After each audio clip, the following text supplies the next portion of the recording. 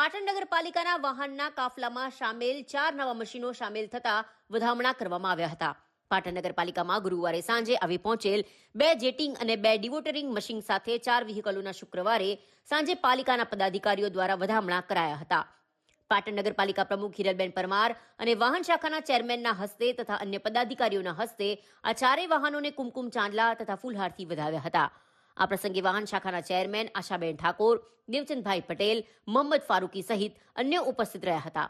અત્રે ઉલ્લેખનીય છે કે ગઈકાલે મુખ્યમંત્રીએ રાજ્યની નગરપાલિકાઓને વાહનોની ફાળવણી કરી હતી, જેમાંથી પાટણ નગરપાલિકાને ફાળે આપેલા 2 જેટિંગ મશીન અને 2 ડિવોટરિંગ મશીન સાથેના વ્હીકલોને પાટણ ખાતે લવાયા હતા। ત્યારે આ 4 વાહનોની વાહન શાખાના ચેરમેન આશાબેન દરબાર, પાલિકાના પ્રમુખ હિરલબેન પરમાર સહિતના કોર્પોરેટરો અને વાહન શાખાના કર્મચારીઓ દ્વારા ચાંદલા વિધિ કરીને ફુલહાર કરી વાહનોને લોક ઉપયોગી માટે ખુલ્લા મૂકવામાં આવ્યા હતા।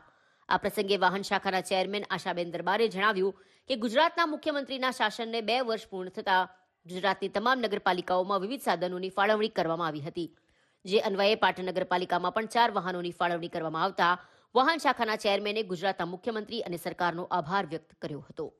ગુજરાત સરકાર મુખ્યમંત્રી ભૂપેન્દ્ર પટેલ દ્વારા એમના 2 વર્ષ પૂરા થતા તે ઘણી બધી પાલિકાઓમાં ભૂપેન્દ્ર પટેલના સાધનો અર્પણ કરવામાં આવ્યા છે। તેમાં આપણા પાટણ નગરપાલિકામાં 4 સાધનો ફાળવવામાં આવ્યા છે।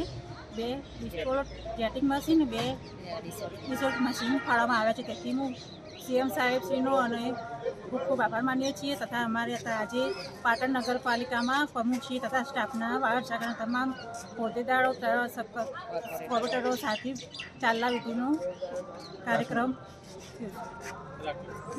થયો।